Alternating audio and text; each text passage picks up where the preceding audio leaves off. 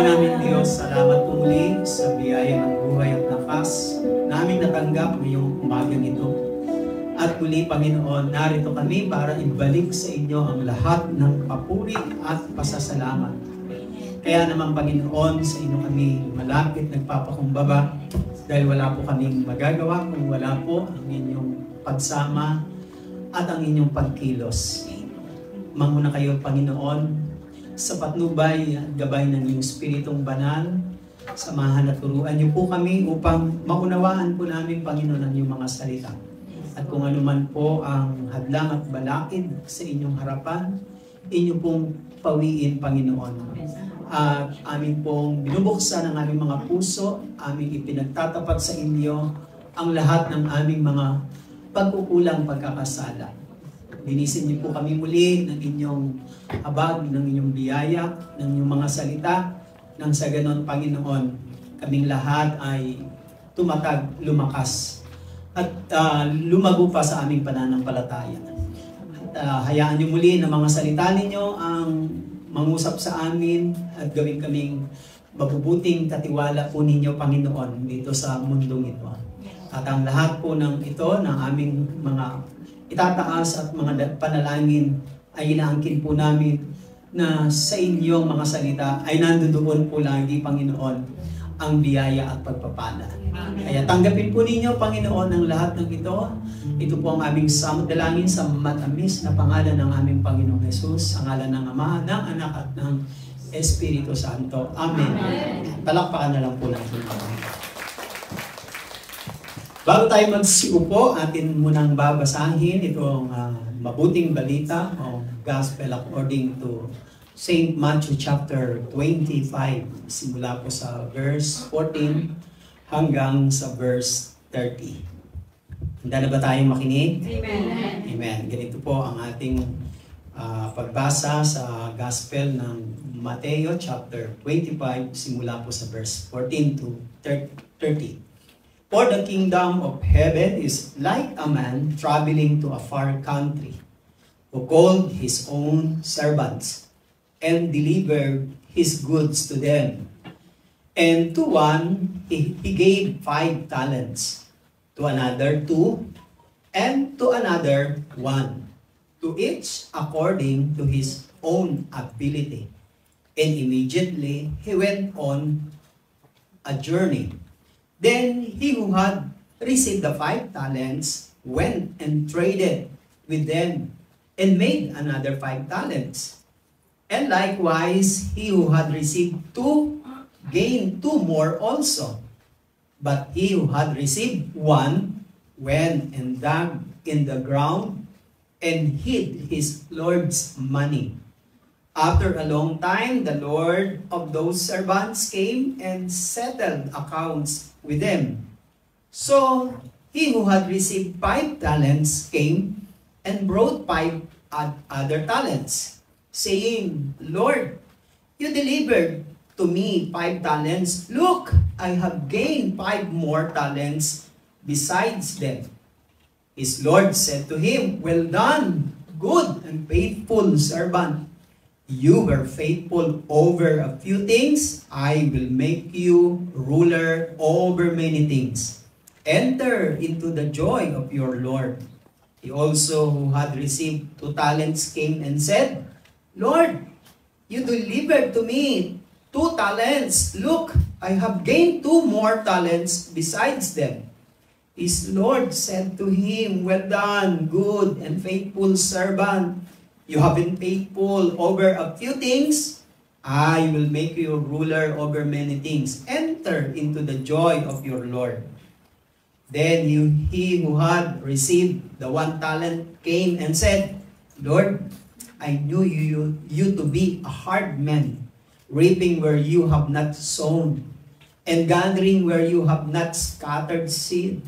And I was afraid, and went and hid your talent in the ground. Look, there you have what is yours. But his Lord answered and said to him, You wicked and lazy servant, you knew that I reap where I have not sown, and gather where I have not scattered seed. So, you ought to have deposited my money with the bankers, and at my coming, I would have received back my own with interest. Therefore, take the talent from him and give it to him who has 10 talents. For to everyone who has more will be given, and he will have abundance. But from him who does not have, even what he has will be taken away. And cast the unprofitable servant into the outer darkness.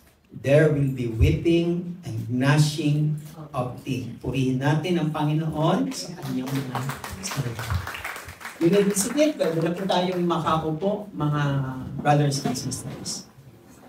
Sobrang bilis po ng ating oras. Pero ganun pa man, hope and pray ay mapagpala tayo ng mga salita ng Panginoon. Dahil ito po ang siyang pangunahing kailangan talaga natin sa buhay natin. Have you noticed that every time na tayo po ay nagtatrabaho, ginagawa po natin ang mga duties, responsibilities natin sa trabaho, sa pamilya, saan pa, pati sa health natin, o yung pati pa sa ating mga activities sa paglilingkod natin sa Panginoon. Diba, kadalasan, lahat tayo ay nagkakaroon ng tinatawag na kapaguran. Nakakaranas tayo ng mga discouragement. But when we come to the presence of the Lord, just like this, katulad ng sinishare ni Sister Nim pa kanina na nararamdaman niya yung presensya ng Panginoon. Pag tayo po ay napapalapit sa Panginoon, yung lahat ng kapagalan, discouragement, weaknesses natin ay pinapalitan niya ng strength. Amen. Pinapalitan niya po ng strength. What does it mean? In this word, pwede tayong sumaya pero hindi pang matagalan. Pwede tayong lumakas, hindi rin pang matagalan. Pwede tayong pagpalain pero hindi pa rin yung pang matagalan. Pero pagdating sa Panginoon, yung mga kakulangan na nararanasan natin dito sa mundong ito, pinupuno ng Panginoon. Amen. Kaya, in His presence, there is fullness of joy. Bakit po ganon? Because in this world, we are all, lahat tayo ay mga katiwala lang. We don't have things, wala tayong mga bagay na atin talaga. Yung atin talaga. Kaya, lagi tayong nag-i-strive, lagi tayong nagpupunyagi, nag-i-struggles, kasi wala talaga tayong bagay na pang-permanente na sa atin. Kaya, we continue to struggle, strive, and to survive. Because ganyan talaga ang buhay sa mundong ito. Dahil tayo po ay nilikha ng Diyos na hindi kumpleto. Kasi kung kumpleto tayo, palagay ko wala nang maghahanap sa Diyos. Amen? Na-excite ba kayo every Sunday na hanapin si Lord? Amen. Yes, palakpakan natin ang Panginoon. Dapat po because we know and everything comes from the Lord. Galing lahat sa Panginoon. Yung binasa natin, maybe this is familiar to you, itong gospel na ito, about the master and tatlo niyang servants, slaves. Umalis siya. Bago siya umalis, lahat ng kanyang ari-arian, dinivide niya at binigay sa kanyang mga alipin, sa kanyang mga servants. At nang kanyang binigay yung kanyang mga ari-arian, ipinagkatiwala niya sa kanyang mga servants. These servants are divided into two. Tatlo sila, but they were divided into two para ipakita na yung kanilang character and response. The first two ay naging faithful servant and the last one ay naging unfaithful servants. Itong isi-share ko sa inyo ay gagawin kong dalawang part. Sana huwag kayo mawawala sa next Sunday, ha? Para hindi kayo mabitin. Pero, yung isi-share ko sa inyo, hindi po kayo mabibitin ngayon. Kaya nga lang, mas maganda kung may part 2. Okay, dito po muna tayo sa isang part na ito para makita natin yung buong senaryo kasi hindi po magkakasya yung oras ko mga kapatid. Kasi sa pagsasalita po kasi pag marami akong gustong sabihin, hindi magkakasya ang oras. Oras po ang kulang sa akin. Yung sasabihin, nandiyan lang yan. No?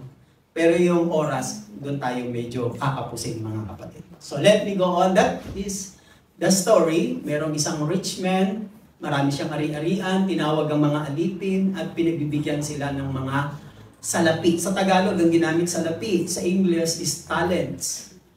Sa iba pang version is bags of gold or coins. Pero mas maganda yung word na talents. So, ang gusto kong i-share sa inyo, the faithful and unfaithful servant. Yung tapat at hindi tapat na alipin. Sa bagay, dito sa mundong ito, lagi lang naman talagang dalawahan lang yan eh. There is no middle ground. Walang pwedeng sa gitna. It's either you choose one, either in the right or either in the left. Depende yan sa'yo, pero walang pwedeng gitna. Kaya laging dalawa, laging may tapatan yan. All things are parallel. Kung may liwanag, may dilim, may mabuti, may mabait, may evil, may good, may masarap, may mahirap, di ba? Ganyan yun eh. Walang tumatayo sa gitna. There is no middle ground sa Christian life. Either you choose to decide and to stand wherever kung saan ka tatayo. The faithful and unfaithful servant. Now, let me read again sa verse 14 and 15, these two verses. Itong dalawang verses na ito, ang pagkasabi diyan ay ganito. Babasahin ko muna po para kasi diyan ako bubuelo mga kapatid. Diyan po sa verse 14 and 15, it says, for the kingdom of heaven, pinikwento ni Jesus. Ang kaharian daw ng langit ng Diyos ay katulad ng isang lalaking nag-travel to a far country. Then, tinawag niya ang kanyang mga servants. He called his own servants and delivered his good to them. And to one gave 5 talents. Tingnan niyo po ang isa binigyan ng 500 salapi. Sa Tagalog yon, pero sa English talents. Ang pangalawa, binigyan ng 200 salapi. 5 talents to another is 2. And ang panghuli ay binigyan ng isa na lamang na salapi or talents. Ang sabi doon, according to their ability. According to his own ability or their ability. Hinighlight ko po yung salitang talents. Kasi dyan ako mag-i-intro mga kapatid. Binigyan sila ng mga talento. According, ayon daw sa kanilang ability. Tinignan ko yung word na talent sa pinaka-original language o meaning niya. Ang talent ay sa Greek is talanton. Parang katunog lang ng mga taga-Ilonggo. Talanton. No? Talanton. Ang ibig sabihin ng talanton, a weigh, balance. Isang balanse na pag-itimbang. Yun pong ibig sabihin ng talanton. Minimeasure, sinusukat yung halaga, yung price ng sakto, ng balanse. Walang, ibig sabihin, kumbaga sa timbangan, tama. Kung 1 kilo, 1 kilo. Ayan ang ibig sabihin ng talanton. Hindi yung kulang at hindi rin yung sobra. That's the meaning of talanton. A weigh, balance. Tinimbang na balanse o sakto. Ang talent, about 300 shekels in weight. Ano currency ang shekel? Hindi nyo alam? Doon sa Israel, shekel. No? Ang shekels is currency ng Israel. Yun ang kanilang currency. Dati yata dinari. Sa part ng ibang mga Middle East country, mga dinari. Pero sa kanila is shekels. So, ang isang talent, isang salaping ginto ay katumbas ng 3,000 shekels. Ano ba palitan ng shekels ngayon? Tinanong ko si Google, sabi ni Google, ang isang shekel ay katumbas sa peso ng 18.52 pesos. Peso. Yun ang sabi ni Google. Kung mali siya, mapapahiya siya. Imagine. Tapos, iti-times ko ngayon sa 3,000 shekels. Is, ang, ano ba pronounce ng abbreviation ng shekel? ILS yata yun? ILS? Hindi ko alam kung gano'n ang pronunciation nila. ILS. ILS shekels. Sa atin PHP, di ba? PHP, peso. So, 3,000 shekels, yung halaga ng talents, is equivalent to times 1852 centavo is 55,560 peso. Ganun pala ang halaga nun. I don't know kung magkano yun sa dollar. Huwag na natin pag-usapan yung dollar. Mga Pinoy naman tayo. So, that is the amount yung ibinigay sa kanila. Yun ang halaga. Katumbas na pinagkatiwala. Malaki-laki na rin kahit paano, di ba? Malaki-laki. Noong panahon noon, during the time of Jesus, a talent was worth about 20 years wages. Pag nagkaroon ka ng isang gintong salapi na tinimbang na gintong salapi, ay katumbas na yun ng 20 taon ng iyong sweldo. Sabihin natin, kung ang minimum sa Pinas ay 575 or 475, hindi ko alam, i-times mo sa 20 years na pagtatrabaho mo. Hindi ko alam, pero malaki pa rin. Yun ang katumbas nun. Ang ibig kong sabihin is, yung ibinigay sa kanila ay malaking halaga. Binigay sa kanila dahil ipinagkatiwala sa kanila ng kanilang master. Yung master. The talents were given to the servants according to their ability. Ayon sa kanilang kakayanan. Listen. Ang unang question dyan is, bakit kaya hindi pare-pareho at pantay-pantay magbigay ang Diyos? Yan ang tanong, di ba?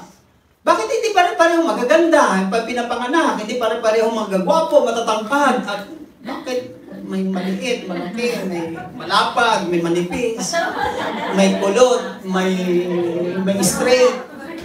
Huh? Ako po'y nahihirapan sa buhok ko kasi pag umahaba, kumukulot po yung buhok ko. Kasi nang elementary ako, kulot ang buhok ko. Marami lang akong paraan na ginagawa para umunat-unat. Tinutokso ako ng mga kaibigan ko, kulot. Tapos yung pang-apat kong anak, si Abby, kulot din siya ang nakamana ng buhok ko, kulot. Ang ginawa niya, naiinis siya, tinutokso siya sa school. Ginawa niya, pina-straight niya. Kaya hindi na siya, pag kumukulot na, pa-straight na naman siya. Hindi pare-pareho no, mga kapatid. Well, according to the verse 15 ng chapter 25 ng Matthew, is in the story, the talents were given to servants according to their ability. Talents, noong panahon, yun ang katumbas. Halaga ng presyo o salapi, depende kung bronze or coins, depende yon. Marami kasing ibig sabihin ng talents It may be coins or bronze or gold or silver, basta yun ang katumbas po nun. Kung sa panahon natin is talents is, sabi dyan sa sinulat ko is it refers to unnatural abilities that people have. Kung ano po ang meron sa'yo na binigay ng Diyos, na kakayanan mo, binigay sa'yo yun ng Diyos, yan ang ibig sabihin yan ay talent. Talent o talento na binigay sa'yo ng Diyos. Hindi pare-pareho yung sukat na ibinigay sa atin, pero lahat tayo binigyan. Bakit? Ayon sa ating abilidad. God will not give you talents or skill or husay galing nang hindi magmamatch sa kakayanan mo. Halimbawa, Graduate ako ng BSBA. Tapos, nag-apply ako. Ang binigay mong trabaho sa akin ay janitor. Nakaka-degrade, di ba? Bakit? It is not according to my ability. May nag-a-apply na hindi naman nakatapos. Farmer lang ang kanyang background o construction. Tapos, pag-apply niya, binigyan mo siya ng trabaho na managerial. Palagay ko, hindi rin babagay sa kanyang ability. What I mean is, hindi pwedeng magkamali ang Diyos nang ibinibigay sa iyo na hindi sakto swak sa kakayanan mo. Pero, hindi nangangahulugan na pag binigyan tayo ng Diyos, hindi nangangahulugan na hindi mo kayang palaguin, palakihin, payamanin, at ipa-improve. Pwede, because of your ability. Hindi nga ba nakaka-challenge yung binigyan ka ng kaunti, tapos pagdating ng ilang taon, ang laki-laki na, ang dami ng branches. Saan nagsimula? Maliit lang. Kaya do not underestimate kung maliit lang ang binigay na umpisa sa iyo ng Diyos na puhunan. Yung iba naman, binigyan ng pagkalaki-laki ng puhunan, pagkatapos lang ng ilang taon na bankrupt. Bakit? Maybe hindi sakto sa kanyang ability. When God gives us, nang binigyan niya tayo ng mga talento, pag sinabing talento, sa atin na, this is our natural abilities. Wala pong taong pinanganak na walang abilities. Lahat meron. At nadidiscover niya along the way kung saan yung passion niya, gusto niya, saan yung doon siya nag-i-enjoy, tapos i-improve niya, lalago yun. That is our abilities. According to our abilities. Hindi ka bibigyan ng Diyos ng mga pagsubok, problema, o ng mga blessings na hindi mo kaya at hindi sakto sa kakayanan mo. Kaya ang Diyos, napakabuting Diyos. Amen? Amen.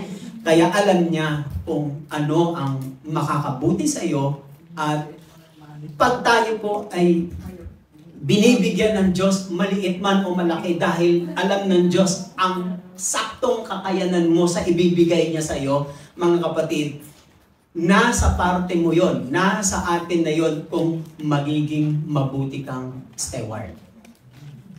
Steward, speaking of steward, there is a master here, and there is a 3 servants or steward tinawag, at pinagbibigyan niya ng mga talento or mga gold na salapi. So, ano ibig sabihin nun?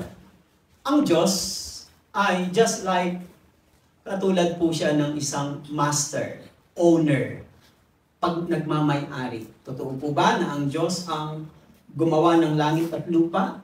Everything in this world? Yes. Everything God created. Sabi ng Genesis 1:1, in the beginning, God created the heavens and the earth and everything in it. Nilikha ng Diyos yun. Ginawa niya itong daigdig na ito. Pati ang buhay natin. Ano naman tayo? Tayo ay katulad po ng mga stewards. Dumating tayo sa mundong ito na wala. Ibig sabihin, kung ano po ang meron sa tao ngayon, kung malaki man yan o maliit, nagsimula yan sa ibinigay sa iyo. Wala namang pong isinilang na pag-iri ng nanay mo, meron ka nakahawak na laptop at saka cellphone. Wala namang ganun. Diba? Talagang by nature, pag dumarating tayo sa mundong ito bilang isang sanggol, wala, hubot-hubad tayo. Ibig sabihin, wala tayong pag-aari. Na kaka-accumulate ka lang, nakakakuha ka lang, nakakamtan mo lang ito dahil may nagbibigay sa iyo. At merong nagtitiwala sa iyo. Kaya nasa sa iyo ngayong part kung paano mo gagamitin, palalaguin, o paano ka magiging tapat na steward. Now, let us go on, mga kapatid. Now, who among them are called faithful? Sino sa kanila tinawag na tapat at di tapat na alipin? Unahin natin yung mga naging tapat na servants, na mga alipin. The question is, how they become faithful? Kasi sabi ng kanilang master, good and faithful servant. Mabuti at tapat na alipin. Halika. Makihati ka. Pumasok ka at makihati ka sa kagalakan ng iyong Panginoon. Napagkatiwalaan kita sa maliit, pagkakatiwalaan kita sa malalaking bagay. Halika, pumasok at magsaya ka, magkipagsaya ka sa iyong Panginoon. Pinupuri sila. Sino yung pinupuri dito? Yung mga faithful servants. Dito muna tayo sa faithful, hindi magkakasya oras ko. Mabilis kasi. Matthew 25:16, verse 16 and 17. Then he who had received the 5 talents went and traded with him. Yung nakatanggap ng 5 daang salapi, humayo at ikinalakal. The word traded. Kinalakal. He put his money to work. And made another 5 talents. Ganon din yung nakatanggap ng 2 daang salapi, kanya rin ikinalakal. The question here is, our responsibility begins, ang ating responsibilidad nagsisimula the moment we receive the blessings. Tandaan niyo po, sa tuwing tatanggapin natin kung ano man yan, position man yan, promotion man yan, trabaho man yan, bahay man yan, o lupa man yan, o material man yan, diyan nagsisimula ang ating responsibilidad agad-agad. Now, the first step natin, they put their talents to work for their masters. Makikita nyo dyan sa verse na yan is, wala pong space o gap na para mag-isip sila, huminto, mag-relax, kumain muna. Pagkatanggap nila, automatically, pagtalikod sa kanilang master, dumiskarte na agad sila kung paano sila mag-work. Mga kapatid, our responsibility begins the moment we receive the blessings. Marami hong taong hindi pinagpapala kasi pag tumatanggap sila ng blessings, hindi nila alam ang karugtong na responsibilidad. There is a responsibility. Now, work is very important. They put their money, their talents to work for their master. Work is very important. Mga kapatid, naaawa ko sa bansa natin. Alam niyo ba kung bakit? Kasi ang bansa natin, nasa atin ang mga magagaling na politicians, matatalino na mga politician.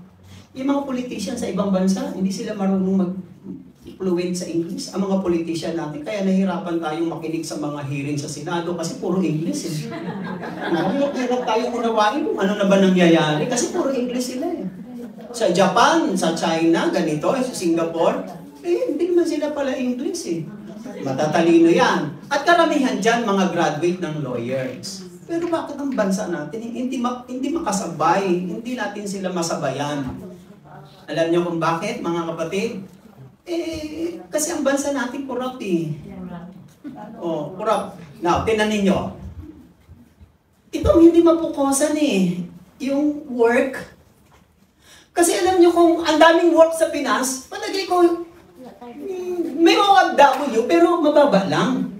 Pero lahat doon kung may work eh. That is how important work in a country kasi yun ang magpapa-improve ng kanilang ekonomiya para maalis ang poverty. The problem of our country is ang daming unemployed, ang daming tambay. Umikot ka sa Singapore, umikot ka dito sa Macau, umikot ka sa Hong Kong, sa Japan. Bibihira ka makakita ng tambay. Bakit? Kasi may work eh. That is how important work. Pag maraming trabaho, maraming tax. Pag maraming tax, maraming mapagagawa. Kalsada, school, hospital, depende na lang kung ikukurap yun. Ha? Marami. Walang magugutom kasi lahat may trabaho. Sa atin sa Pilipinas, isang pamilya, 7 sila, 8 sila, 10 sila, isa lang may work. Hindi ba yun magkakaroon ng imbalance ng kung sa ratio ay wala na, poverty line na tayo niyan. Kasi 10 kayo sa pamilya, isa lang ang nagkakanda kuba-kuba para kumita. Bakit? Walang work eh. My point is, work is very important. In fact, in the Bible, God is encouraging us to work. At totoo nga, mga kapatid. Now, sabi ng John 9:4, sabi ni Jesus, as long it is day, habang umaga, may araw pa, maliwanag pa, we must do the works of Him who sent me. Kailangan nating gawin yung pinagagawa ng nagsugo sa akin. Ibig sabihin, itong Diyos, ang Panginoon, ay meron siyang purpose sa tao. Hindi tayo nilikha ng Diyos para ubusin natin ang mga natural resources. Ubusin natin yung mga isda, ang mga baka, baboy, prutas, pagpuputulin natin yung mga puno, laging, lahat. Hindi yun ang purpose eh. Para ubusin lahat yan. Ang purpose is, tayo'y gumawa to work. Jesus said, I must do the work who sent me while it is day. Habang araw pa. For night is coming and no one can work. Yung iba, mga kapatid, ay nagsasawa na sa kakatrabaho. Bakit? Napapagod. Kasi lahat ng pagod nila hindi nasusuklian, hindi napapalitan. Hindi ka nagtatrabaho para suklian ka. Kasi kung ang pananaw mo, kaya ka nagtatrabaho para suklian ka, paano kung hindi ka masuklian? Di manghihina ka, manglulupay-pay ka, magtrabaho ka na lang, huwag ka nang manghingi ng sukli. Para hindi ka panghinaan. That is our duty. Do it, even if it is not rewarded or ginagantihan. Gawin mo. Huwag kang magtatrabaho dahil ang kapalit lang, sukli ng mga loved ones mo, papuri, yung paano sila mag-response para guminhawa ka. Hindi po. Kasi lahat ng nagtatrabaho, may risk, merong mga failure and disappointment. Dapat tanggap mo yun. Hindi ka nagtrabaho para maging perfecto ka. Nagtrabaho ka para mabuhay. Amen. And that's it. Why we are here in Macau? Para magpa-beauty, magpa-pogi points, magpa-impress. No, we are here to work. O, pero kung nandito ka, nag-work ka, focus ka lang sa work. Huwag ka nang pumokos ng iba pa. Kasi pag pumokos ka sa iba, labas ng yung work, magkakaroon ka na ng mabigat na problema. Diyan tayo nababaon sa utang, napapasama sa mga marital sex, mga wrong relationship. Bakit? Ang focus mo work eh. Si Jesus, ang focus niya work eh. I must do the work to send me while it is day. Night is coming and no one can work. Ang totoo, may mga taong gustong magtrabaho, pero wala ka nang tatrabahuin. Yan yung sinasabing night is coming and no one can work. Kaya habang may araw pa, gawin mo. Parang saying sa English, strike the iron while it hot. Hagurin ang plancha habang may plancha. Yun yung ibig sabihin.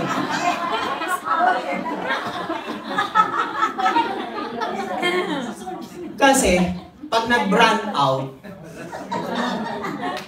may lakad ka, run out, wala na. Kaya habang may kuryente, gano'n mo, habulin mo na.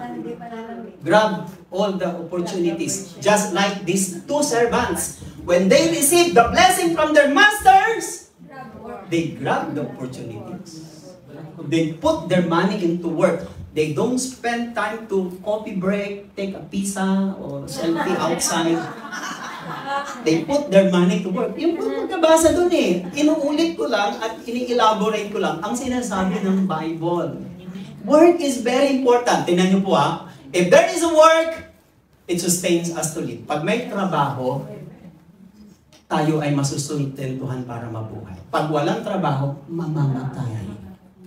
Is that reality? Yes. Kaya maraming namamatay sa Pilipinas kasi walang trabaho. Nakamamatay ang alin? Konsumisyon. If there is a work, provides us to buy the necessities. Pag may trabaho, mabibili mo ang kailangan mo.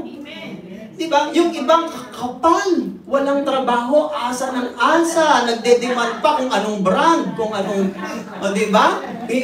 Pag walang hindi branded, ayaw. Sisisihin ka pa dahil nagbigay ka, hindi branded. Bakit? Wala naman trabaho. Dapat, kung wala kang trabaho, huwag ka na mag-demand kung anong brand.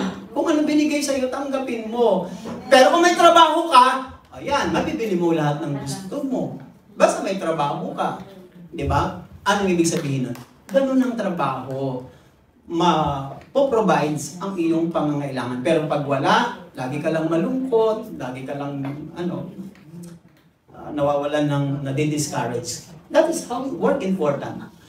Another one, if there is a work enriching our lives, pinayayaman ang buhay natin. I-listen. Although hindi naman lahat ng nagtatrabaho yung mayaman. Pero, ang number one talaga, pag may trabaho, malaki ng chance para yumaman. Oo, malaki ng chance. Lalo na kung nagbi-business ka, mas malaki ang chance. Kaysa doon sa walang trabaho. Hindi naman yung katulad ng fables na one tamad, yung nandun siya sa ilalim ng bayabas, nakanganga siya, tinihintay niyang malaglag yung bayabas. Hindi ganun yung blessing eh. Kailangan mong paguran, pagsumikapan, pagpagalan para lamang makuha at mabuhay. Doon nagsisimula mga kapatid. Now, Proverbs 10:4, it says, lazy hands, sabi ng Proverbs 10:4, lazy hands make for poverty, but diligent hands bring wealth. Ano daw? Ang tamad ay maghihirap, pero ang masipag magdadala ng kayamanan. Saan nagsisimula? Sa kasipagan. Amen? May konting story ako. Isang lalaki na naginip siya, isang Christian na naginip siya. Ang panaginip niya, naging milyonaryo siya. Sa panaginip niya, naging milyonaryo siya.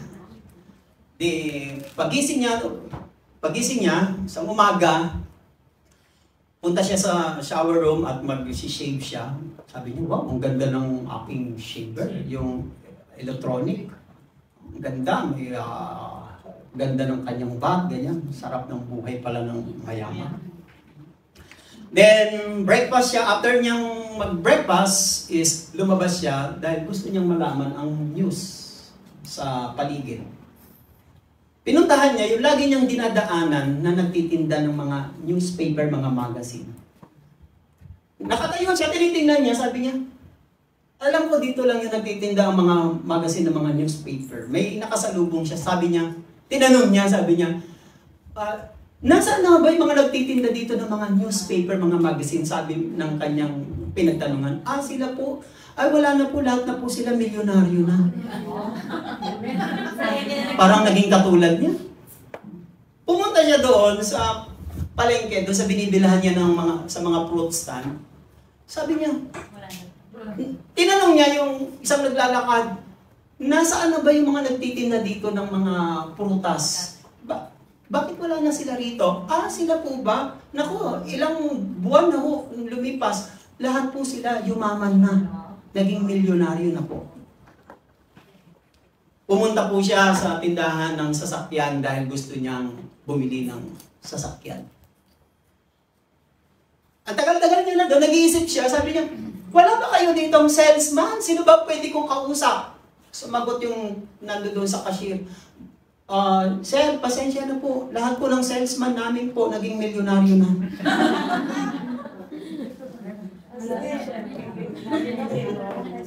Ano niyo po?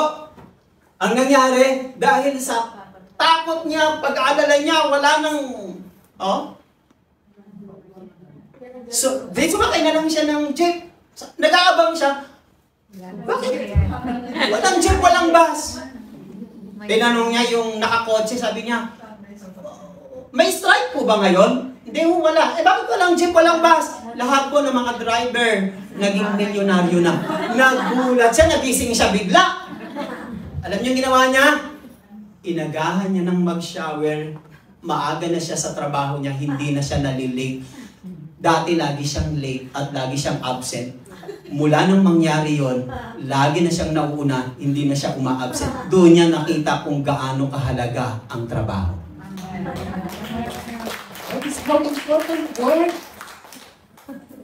Imagine, nabago ang buhay niya dahil lang doon sa panaginip niya. Ang hirap pala maging milyonaryo. Kaya kita ninyo kung gagawin ng Diyos sa milyonaryo lahat. Sino pa yung magsasaka? Sino pa yung magtatanim? Sino pa yung maghuhugas ng pinggan at maglilinis ng bahay? Wala na. Hindi na balanse. Ginawa ng Diyos ang daigdig, ang mundo, ang buhay natin na balanse. Tandaan nyo lagi hindi kayo sasaya, hindi kayo magkakaroon ng kapayapaan at gaganda ang buhay nyo pag alam nyo hindi na kayo balanse. What I mean, ano ibig ko sabing balanse? Puro ka lang trabaho, wala ka namang oras sa Lord. Puro ka sa Lord, wala ka namang trabaho, hindi pa rin balanse. Sabi ng asawa mo, diyan ka lang magaling, dasal ka ng dasal. Pero hindi ka naman nagtatrabaho. Balance. Christian life must be balanced. Amen? Now, that's it. Pangalawa, how they become faithful. Pangalawa, they did the work with faithfulness to their master. Ginawa nila ang kanilang trabaho ng may katapatan sa kanilang Panginoon. Sabi ng Ephesians 5 verse 6 at 6 verse 5, pasensya na po kayo. Nabaliktad. Slaves, obey your earthly masters with respect and fear, and with sincerity of your heart, just as you would obey Christ. During the time of St. Paul, during the Bible time, there is a slave. Pag mayayaman, nakakabili talaga ng alipin. Si Joseph ay alipin. Bago siya naging ruler at governor ng Egypt, siya po ay isang slave ng kapitan ng Egypt. Nakakabili ng slave, mayayaman. Sabi ni St. Paul, pero pag ngayon, there is no more slave na ngayon. Kaya ang tawag sa atin, steward, katiwala. Ang katumbas ng steward sa Bible is employee. Katulong o laborer. Yan ang katumbas niyan. Yun ang nakalagay sa Ephesians 6:5 kasi yun ang kanilang panahon. Ang address niyan sa lahat ng mga laborer or employee. Obey your earthly master with respect and fear. Sundin and with sincerity of heart. Nakita ninyo? Ang pinakamatimbang dito, yung sincerity. Ito yung sinasabi ko na faithfulness, katapatan, sinseridad. Sundin ng merong katapatan ang inyong mga employer, ang inyong mga masters, ang inyong mga Panginoon. Yun ang pinapakita dito sa step number 2 natin, mga kapatid. Obey their master with sincerity. Bakit po? Ang hirap po kasi makahanap sa panahon ngayon ng mga laborer, mga employee, mga kasama, mga katulong ng tapat. Napakahirap, mga kapatid. Parang ginto yan parang ginto na hinahanap ang katapatan. Bakit po? Siguro dahil sa takbo na ng ating mundo. Sa nangyayari sa mundo natin, sa sobrang hirap, sa dami ng mga scammers, sa dami ng mga masasama, evil, kaya yung mga tao para hindi ka masaktan, hindi ka maging kawawa, hindi ka tapat-tapatan, syempre, kailangan lumabas ka dun sa shell mo at sumabay ka sa trend. So nawawala yung principle, nawawala yung pagtayo mo sa tama at totoo. Alam niyo naman ang mundo, pag ginantihan ka ng masama, ganti ka rin ng masama. Kawawa ka pag hindi ka gumanti. Pag siniraan ka, siraan mo rin. So nawawala yung sincerity, nawawala yung prinsipyo ng salita ng Diyos. Ang ina-address dito ni St. Paul is, sabi diyan, mga employee, mga laborer, mga katulong, obey your master, your earthly, ang tawag dito earthly Kung meron tayong Panginoon sa puso natin, ang Diyos, ang Panginoon, meron din tayong Panginoon dito sa lupa. Hindi naman natin pwedeng paghiwalayin yan. Di ba? Kung paano mo ginagalang si Jesus, sinusunod si Jesus, ganun din ang gawin mo sa iyong employer. Dahil yung ginagawa mo sa iyong employer, parang ginagawa mo na rin sa Panginoon. Kung susundin mo ang dapat, para hindi kayo mahirapan mag-struggle, pag sinusunod nyo ang inyong employer, kahit na masungit yan, mahigpit yan, kahit na masakit magsalita, parang sundin nyo na lang sila sa Panginoon. Ibig sabihin, tingnan nyo sila at sundin nyo sila katulad ng pagsunod nyo sa Panginoon. Parang look at them in God's point of view. Kasi pag sinusunod mo ang iyong employer na hindi mo tinitingnan ayon sa Panginoon, maiinis ka. Ma-open ka lang ng ma-open. Pero kung ginagawa mo to dahil ang tingin mo sa employer mo ay ang Panginoon, naku, kahit masakit magsalita at kahit na dinidegrade ka na, naka-smile ka pa rin. Bakit? Kasi tingin mo si Jesus sa kanya di ba? Huwag mong aalisin ang Panginoong Jesus pag titingnan mo ang employer mo para hindi ka mabwisit. Tinitingnan mo ang employer mo, tingnan mo siya sa paningin mo kay Jesus. Magagawa mo ang mabuti at tama. Kasi yun ang paningin mo sa amo mo, mga kapatid. With sincerity. Now, they did their job faithfully even though ginawa nila ang kanilang trabaho with no promised reward. Hindi sinabi ng master, ito sa'yo 5 ha, ito sa'yo 2, ito na yung sa'yo 1 na lang. Hindi niya sinabi, pagbalik ko, may gantimpala kayo sa akin. Walang sinabi ang employer doon, ang master. Wala. Basta pinagbibigyan lang sila. Ginawa nila kahit na ang kanilang master ay walang pangako na incentives or rewards. You listen. Tayo ba'y gumagawa dahil sa incentive, rewards at bonus? Hindi. Huwag kang gagawa dahil lang doon. Kasi malilimitahan ang effectiveness mo at saka pagiging productive mo. Malilimitahan ka doon. Kaya ang gagawin mo na lang papetik-petik, minimum lang. Huwag masyadong dibdibin. Huwag masyadong seryosohin. Mamamatay tayo niyan. Ang sweldo, hindi naman nagbabago.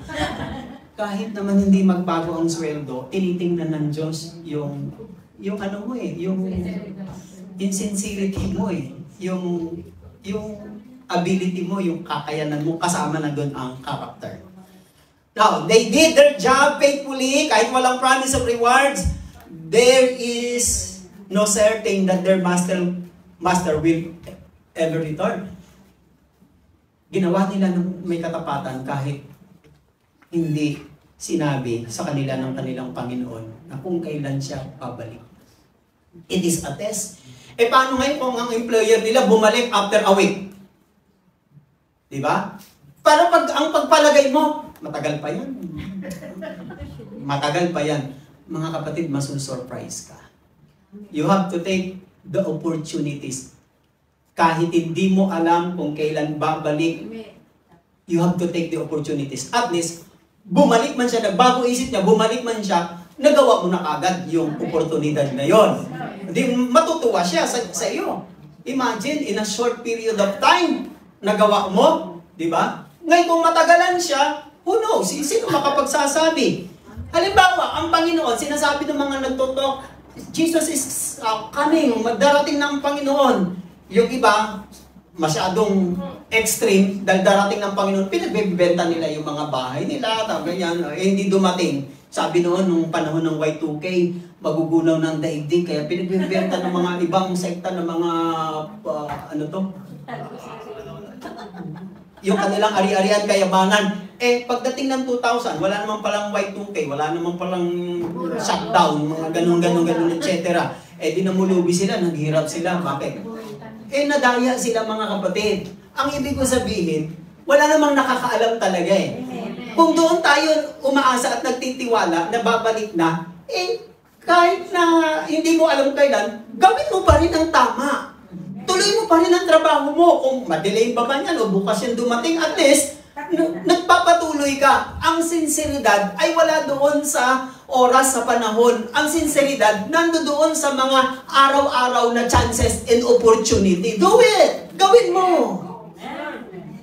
Kahit hindi mo alam kung kailan mangyayari, babalik o darating, gawin mo. Hindi ka doon nagbabase. Kasi malilimitahan ka, mga kapatid. Amen? Sabi ni St. Paul, 1 Corinthians chapter 4, verse 2, moreover, it is required in stewards that one be found faithful. Sa mga katulong, sa mga laborer, employee, ay, sabi dyan, moreover, it is required. Hinahanap, kailangan sa isang katulong o alipin, matagpuan siyang tapat. Faithfulness. Pag tapat tayo sa Diyos, hindi siya magkukulang sa atin.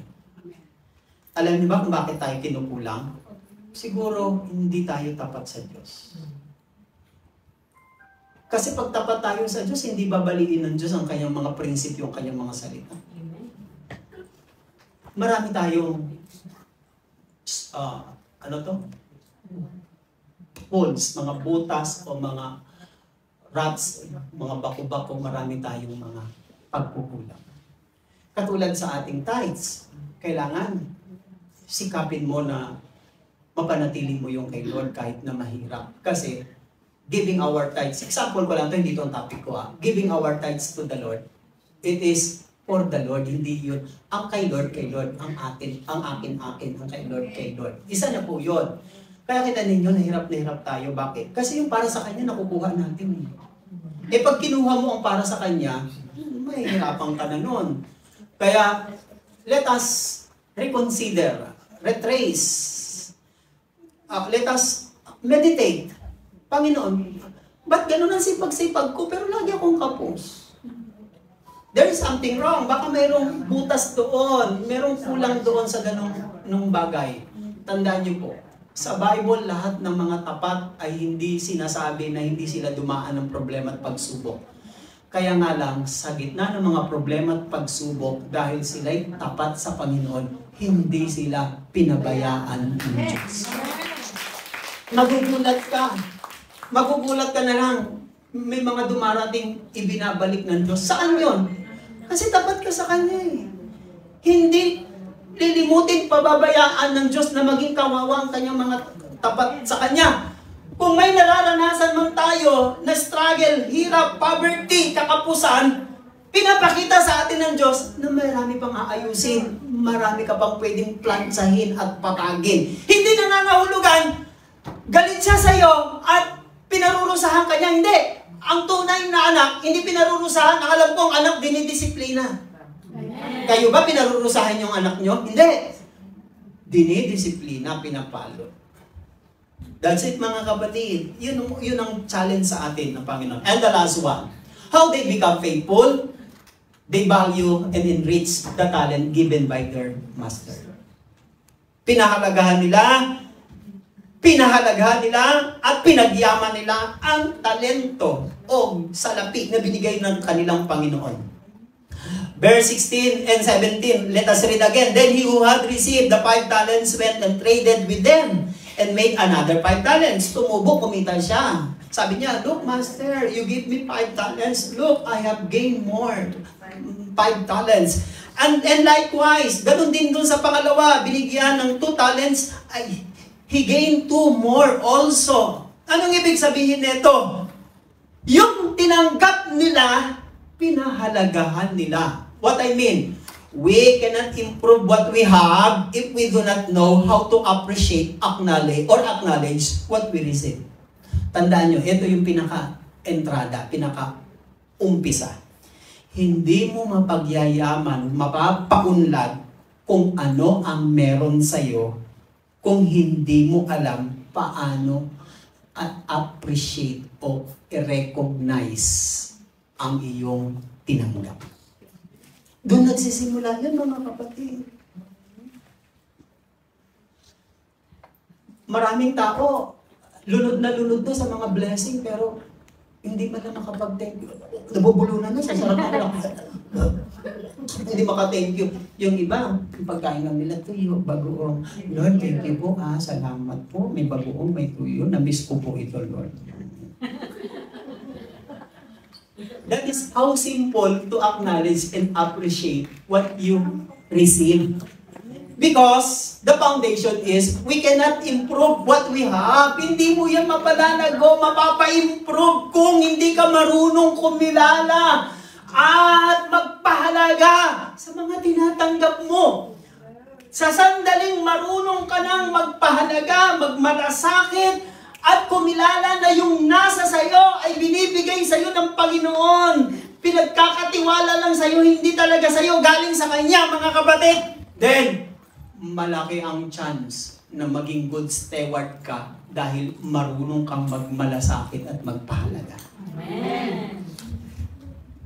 One of this kind of acknowledgement, sabi, or appreciation is, in Psalm 24 verse 1. The earth is the Lord and everything in it, the world and all who live in it. Ang mundo, ang daigdig ay sa Diyos, at lahat ng nandoon ay sa Diyos, at lahat ng nabubuhay ay sa Diyos. Lahat sa Kanya. Ang tanong, meron bang sa atin? Wala.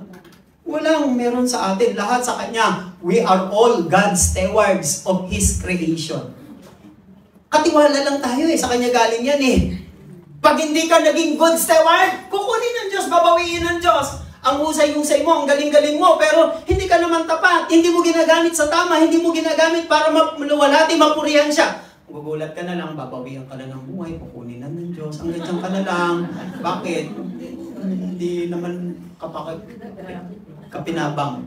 Ikaw lang ang napupuri, naluluwalhati. Kaya yung iba tumatagal, kahit hindi maganda, hindi cute, hindi. Tumatagal sila. Bakit sila tumatagal? Kasi marunong silang magpahalaga. Ba't gano'n? Kung sino mga magaganda yun ang madaling mamatay na? Kung sino mga mayayaman yun ang madaling mamatay? Di ba? Si Steve Jobs, hindi pa siya ano lang siya, 56, 57, sayang, yung lang invento ng iPhone. Bakit gano'n? Mga artista, di bira umaabot ng mga 80s or 70s. Yung mayayaman, bibihira. Tingnan niyo yung mga tapat magtrabaho, yung nabubuhay ng sinsirido, walang kasamang kalokohan o pagnanasa, paglalamang sa kapwa. Tingnan niyo, ang buhay nila. Ano nga ba? Hindi ba? Sana kung mahaba ang buhay ng mga mayayaman ngayon, sana. Andi dito pa, kaso gano'n naman talaga ang buhay. As a steward, we own nothing. We own nothing. Wala tayong pagmamayari. Ang ibig sabihin ng steward, we own nothing. Pag kailan kukunin, babawiin, wala na tayong magagawa. And 1 Timothy chapter 6 verse 7, after all, we brought nothing with us when we came into the world. And we can take anything or nothing with us when we leave it. Wala rin tayong dadalhin pag alis natin. Kaya totoo po yan. And the rewards to them, ano yung gantimpala sa kanila? Napakaganda ng gantimpala sa kanila. Sa shortcutting ko, the reward is, sabi, his master replied, good and faithful servant. Come and share and enter. At sabi dyan, napagkatiwalaan kita sa maliit na bagay, pamamahalaan kita sa malaking bagay. Then, ang reward, their master trusted them with many things. Naulit ko na ito.